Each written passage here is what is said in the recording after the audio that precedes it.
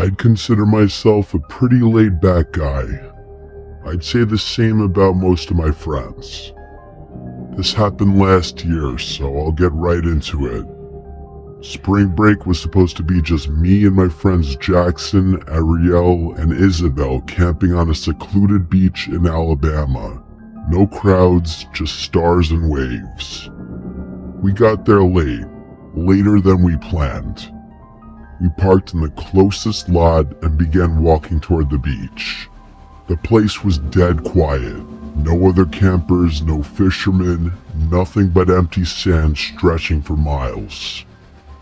According to Isabel, who was familiar with the area, locals sometimes use that part of the beach for overnight fishing, but that night it was empty.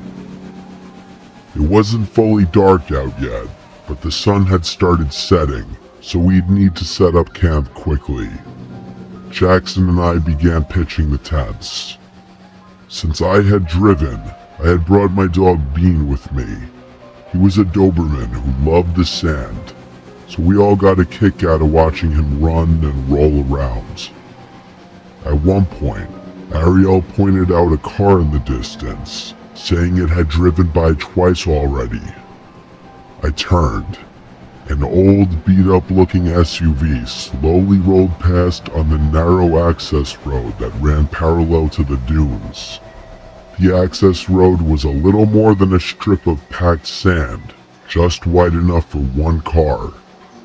On one side was the beach where we were, and the other side was a line of shrubs. You couldn't really see the main roads from where we were. The car drove by and ultimately disappeared down the road. The four of us shrugged it off and went back to setting up, and by the time we finished, we decided to crack a few beers and chop it up in a circle. The girls drank seltzers instead of beer, which we made fun of them for. It was almost fully dark at that point.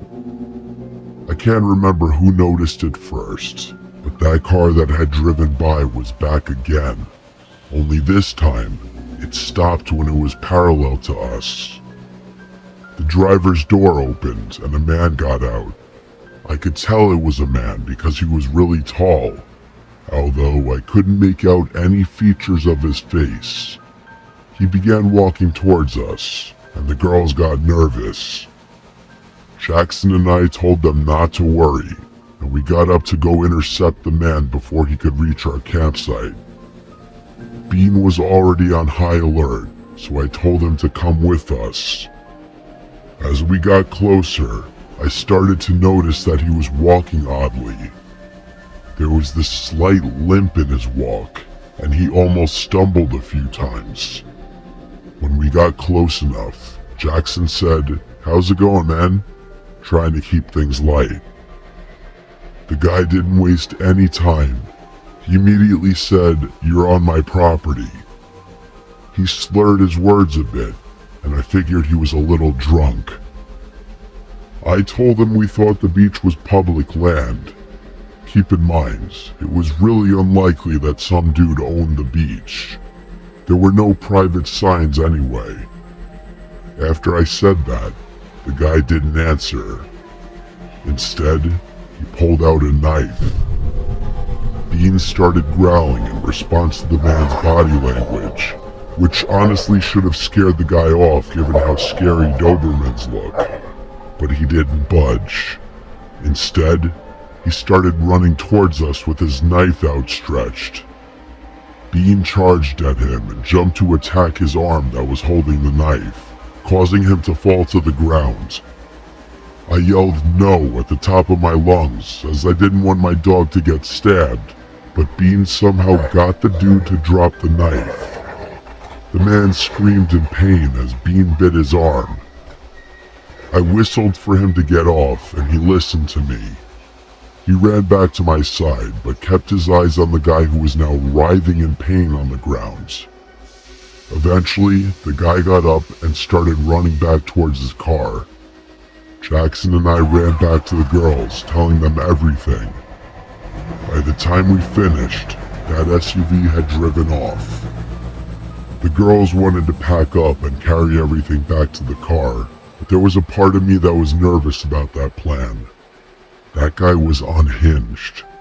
There was no telling what he'd do, and I wasn't keen on walking in darkness with my hands full. Isabel made a good point though, saying that he might return with a gun or something. I told Ariel to call the police and tell them where we were and what happened. Once the police were close by, the four of us started walking towards the parking lot with our stuff. Bean was on high alert, and I have to admit the only reason I felt even remotely safe was because of him. I noticed lights up ahead near my car, and I was relieved. The officer stepped out to take our statements, and I was not ready for what happened next. He quickly pointed out my car's tires were slashed, and I was horrified to find out they were. The officer unholstered his weapon and told me to unlock the car, which I did. He opened my trunk, but thank God it was a false alarm. The officer was nice enough to help me with my tire situation. Thank God we brought Bean with us that night. That guy was probably a drunken lunatic. It could have probably been a quadruple murder if he had gotten his way. Finding a nice secluded place to hang out is definitely an awesome time, but it obviously comes with its risks. It was spring break 2023. My friend Michelle and I booked a trip to Miami for a weekend. It was both of our first times in Miami. We were both 22. We stayed at some full house rental in Wynwood, which was like a 20-minute Uber from the beach. We got there on Thursday and we were staying until Monday. We landed pretty late in the day Thursday, so we just went out to some nearby bars for the first night. It was fun. The following day, we Ubered to Miami Beach to have a beach day. We brought the towels from the rental and just laid on the beach for hours. Multiple groups of guys approached us and we just reject them or whatever. But there was one guy who approached us, I guess specifically me, that just had this really charming accent, seemingly nice forward personality, and honestly everything about him was handsome, from his hair down to his physique. He introduced himself as Will. He asked what our plans for the night were and asked for my number, and honestly I gave it to him. Then he was off on his way down the beach. He didn't seem to be with anyone. We watched to see if he'd stop and try to get more numbers, but he didn't. He was just walking away looking at his phone, and eventually walked off the beach in the direction of the street. Michelle was a little jealous that he showed me more attention, I could tell. Later that day, after the beach and some bars, we left Miami Beach because it was a little too crazy for us. Definitely because it was spring break, but it was just a bit much. We returned to the rental with some drinks and snacks from a nearby store. We drank in the backyard by the pool, listening to music on Michelle's speaker while we plotted our night. It was around this time I shot Will a text asking what he was doing for the night. He responded very quickly, saying he and his friend didn't have plans yet, and then he suggested the four of us go out by us in Wynwood. Michelle jokingly asked if the friend was cute, but I wasn't gonna ask that. We made a plan for Will and his friend to come pregame with us at the rental, so they came around 8. The friend's name was Ken, and he was surprisingly good looking as well. I could tell Michelle was pleasantly surprised. They brought their own drinks and left them on the counter in the kitchen, and we drank in the yard for like an hour. They seemed very normal. All seemed like it was going well. We eventually walked to a nearby bar. It was also in Wynwood. I have to admit, Michelle and I were already drunk, and Ken and Will kept buying rounds of shots. Things became a blur pretty quickly. I wouldn't say I blacked out, but bits and pieces of my memory became foggy at that point. Eventually, Michelle and Ken went to another side of the bar, presumably to hook up, so I was alone with Will for quite some time. Eventually, I had to go to the bathroom, but before I left, I remember him calling out, "What do I want for my next drink?" I replied back, "A tequila soda." When I came back out from the bathroom, I couldn't believe what I was seeing. Will was like hovering over the corner of the bar, clearly doing something sketchy. I walked a certain direction to get a better angle, and I saw he had the 2 drinks in front of him, but he was hovered over them as if he were doing something to my drink. I may have been drunk, but that was enough for my intuition to tell me to leave. I walked away without him noticing to the other side of the bar, looking for Michelle, but she and Ken were gone apparently. So I rushed out of the bar and tried calling her a bunch of times, but she never picked up. Around this time, Will texted me asking where I went. I ignored it. I texted Michelle a bunch of times, asking what happened, where is she? And then I eventually dropped the bomb that I think Will was trying to roofie me and that we should get away from these guys. I started walking back to the Airbnb. This was when Michelle texted back, asking, "Why do you think he was roofieing you?" And I said, "Because he was hovering over the drink he ordered for me, doing something to it." She texted back, "Maybe he was just on his phone." I tried calling her, but again, she didn't pick up. She texted back instead, saying, "I'm still with Ken, just text."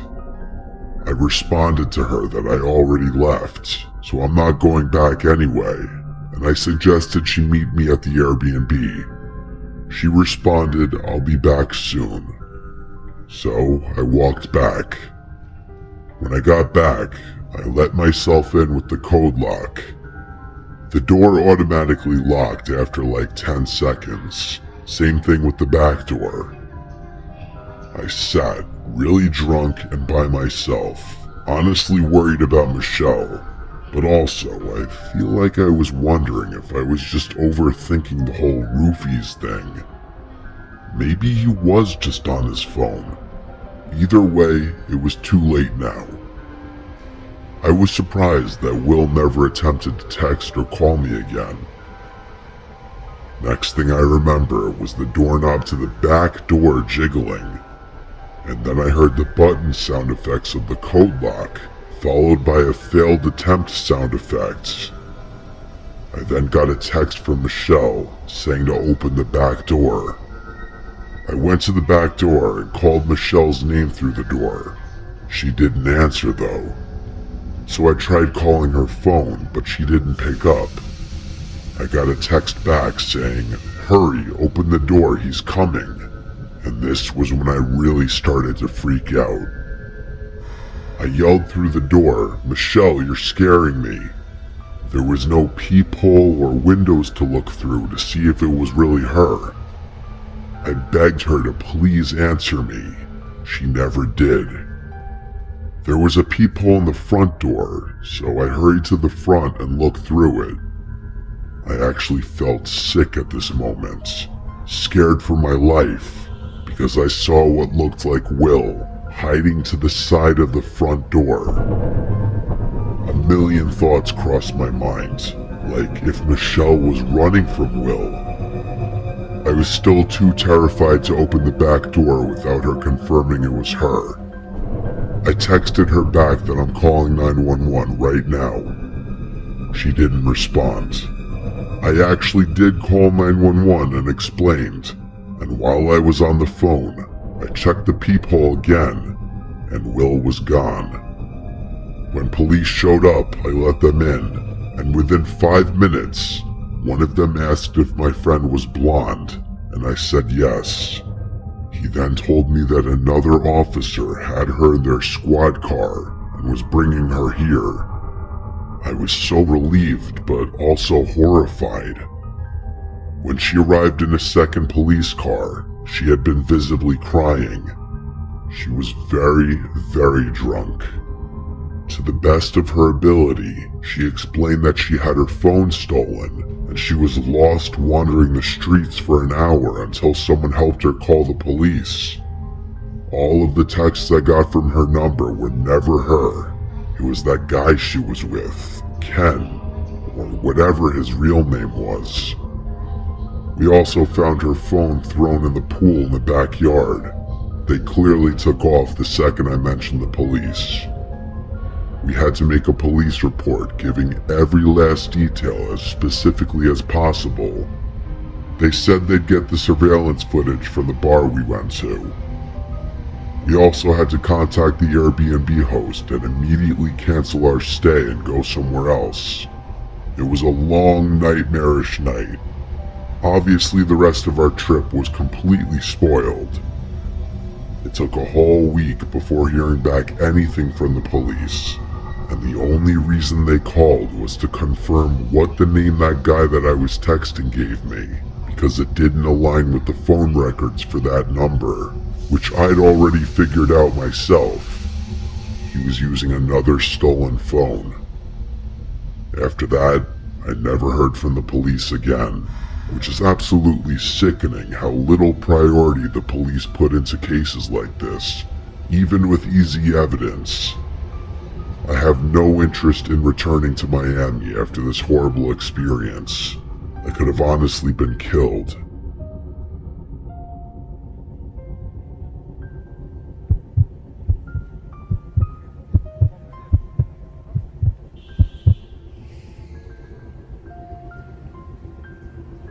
My name is Anna. My friend Lena and I had been looking forward to spring break for weeks. We were two broke college juniors desperate for a change of scenery, but neither of us could afford the classic trip to Mexico or Hawaii, so we were kind of restricted to somewhere in the continental US, preferably not too far away. So when we found a cheap Airbnb near Charleston's historic district, we booked it immediately. 5 nights of food, bars, and exploring. It felt like exactly what we needed. Plus, it was my first spring break above the age of 21, so I wouldn't have to constantly stress about which places were likely to snatch my fake ID. By the third night, we'd settled into a routine. Sightseeing during the day, hopping between restaurants and bars in the evening. I'm not a heavy drinker, and neither is Lena, so we were getting more enjoyment out of just experiencing what the city had to offer. Early that evening, we ended up at this tiny seafood spot we had found online. Fried shrimp, hush puppies, sweet tea, you know, that sort of vibe. The place honestly felt like a hidden gem, and I was impressed that Lena had been able to sift through all the touristy stuff to find something a bit more authentic. The good vibe didn't last though. We were halfway through our late lunch when my phone buzzed. I glanced down. It was a number I didn't recognize. The message just said, "Hey." I stared at it for a few seconds before showing Lena, asking her if she knew the number. She looked at my phone and said she didn't. I figured it was just a scam or something, but usually those scam texts say more than just "hey." Maybe it was a wrong number. I typed back a quick "who is this?" and went back to eating. Lena and I were laughing about something silly when another text from that same number popped up on my phone. It said, "Look outside." That one made me pause. I glanced toward the window next to our table, expecting to see someone waving or messing with me. Maybe one of my friends from school had coincidentally taken a trip to Charleston at the same time we had. But there was nothing. Just the street with people walking by like normal. I told Lena someone was messing with me, and she agreed, saying it was probably just a prank. I laughed, but the thought of that really creeped me out. None of my friends were really the type to do that, but I guessed it could have been some guy who had previously hit on me and was bored or something. Up until that point, the whole thing still felt harmless, but then another message came through just a few minutes later. It said one word: Anna. That stopped me cold. If this person knew my name, it definitely wasn't a wrong number. Probably not a scam either. I gasped and showed Lena, and she reminded me about something I had completely forgotten about. On our first day in Charleston, Lena and I had entered one of those giveaways at a local cafe. It was one of those win a free meal promotions where they ask for your name and number and a few other things. It had completely slipped my mind, but as soon as Lena brought it up, that's all I could think about. I hadn't given my number to anyone in Charleston either, so it made sense.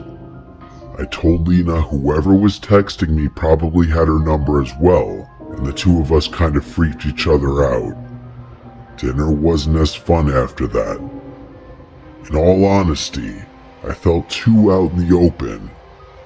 We paid the bill and decided to shake it off at a rooftop bar across town. It was packed and seemed like the type of place that attracted a younger crowd, so it was a no-brainer.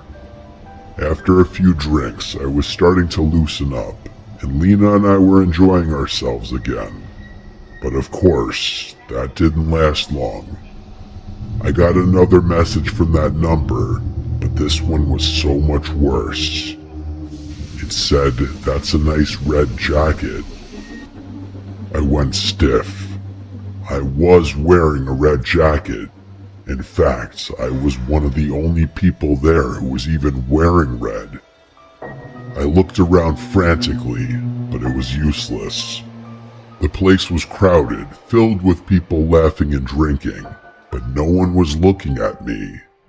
At least, not obviously. I showed Lena the message, and she said we should leave. The two of us started making our way back to the Airbnb as cautiously as possible. I kept glancing around behind us to make sure we weren't being followed, and we weren't. By the time we got inside, I bolted the door and double-checked every lock. We shut the curtains and locked all the windows too, trying to convince ourselves we were just overreacting. But an hour after we got back to the Airbnb, we started getting hungry, but neither of us wanted to leave. We ordered Uber Eats instead, picking some random burger place a few blocks away.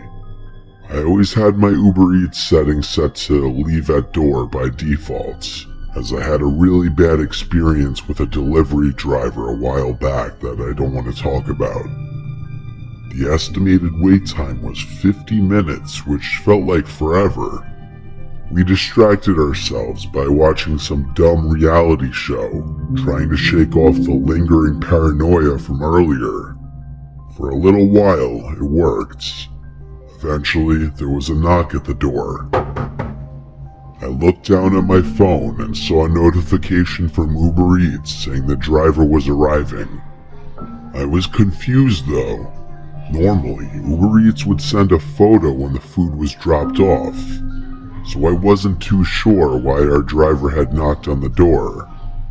I looked at Lena, and she looked equally confused. I got up and checked the peephole, and yeah, it was a random, bulky-looking dude in a hoodie holding our bag of food. He just looked like a normal Uber Eats driver. I watched for a few moments, expecting him to set our food down and leave, but he just stood there. After a while, he knocked on the door again and said out loud, "Uber Eats for Anna." I said thank you and that he could just leave it out there, but he still didn't move. There was a long pause, and then he finally said I needed to come out and sign something real quick. That wasn't right. I exchanged a knowing glance with Lena, Something was very wrong about this. She immediately pulled out her phone and dialed 911, mouthing, "just in case," to me. I wasn't gonna argue. Looking back, speaking out loud to that guy probably wasn't a smart choice, because after that, he started knocking on the door more aggressively. He kept saying that he had other deliveries to make and that he just needed a quick signature, but I knew that was BS. When I didn't respond, he started jiggling the doorknob. When I didn't budge, he started banging on the door, shouting my name. I honestly thought he was going to kick the door down, and I don't think Lena and I would have been able to fend him off had he done so.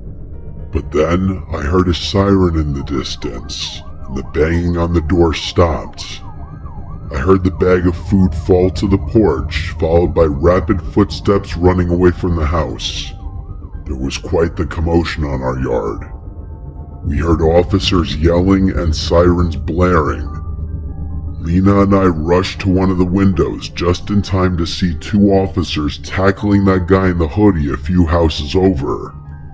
We didn't dare go outside, but we watched as they put him in cuffs and escorted him to the back of one of their cars. The officers then came to our house and we told them everything, including the text I had been receiving. By some miracle, one of the officers had been patrolling just 2 blocks from our Airbnb when Lena placed the call, which explained how they showed up so quickly. Thankfully, we were in a very happening area. They took our statements and told us we'd be hearing from them soon.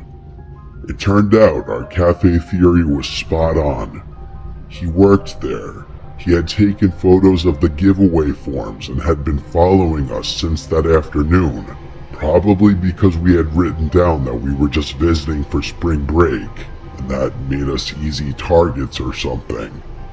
The cops' running theory was that he had followed us home from the bar and waited outside our house. When the Uber Eats driver pulled up, he must have convinced him to hand over the food, maybe pretending to be my boyfriend or something. The guy also apparently had a criminal record, which made the situation even worse. We were dealing with someone with a very violent history, and that was downright terrifying. The rest of the trip kind of sucked, and when it got time to leave Charleston, I was relieved. I still don't know what that guy's plan was. Maybe he thought if we opened the door, he could push his way in and do God knows what. Either way, I tried not to think about what would have happened if Lena hadn't called the police when she did, or even worse, if the police hadn't been able to get there in time.